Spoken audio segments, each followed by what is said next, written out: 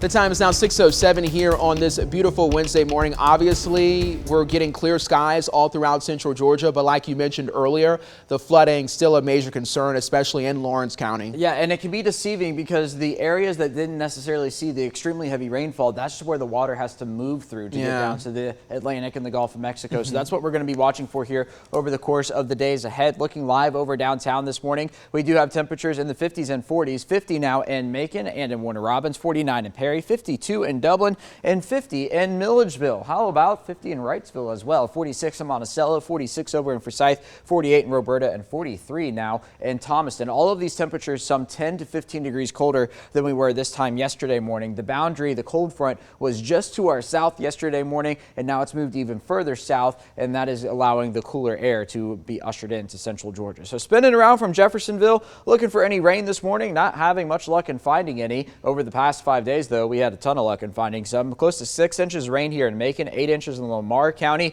Down to the south, though, yesterday, this is where we added to these totals. Generally speaking, the rain was along and south of Interstate 16. So obviously that has done a number to our rivers. We do have one spot in major flood stage right now, the Ocmulgee River, and minor flooding here in Macon, and that's moving south as well. So let's get some more details here. The Flint River in Carsonville crested in moderate flood stage at 34.4 feet yesterday morning. Just downstream in Montezuma, it's on the rise. 10.8 feet is where it's at right now, expected to get to 23.2 feet by tomorrow evening. That is minor flood stage. And then the Ocmulgee River here in Macon crested at 27.8 feet yesterday morning. That's moderate flood stage, now down to 24.4. Over on the Oconee River in Milledgeville, the river flood warning has been dropped because the current level has now dropped to 18 feet after cresting at 30 feet. Downstream below the city of Oconee, cresting now at 25.2 feet. That is major flood stage. And then even further downstream in Dublin, up to 15 feet, forecasted to get to 26.6 feet by Friday evening. That is moderate flood stage. So we are continuing to watch all the rivers, also watching Hawkinsville and Abbeville for the Ocmulgee River.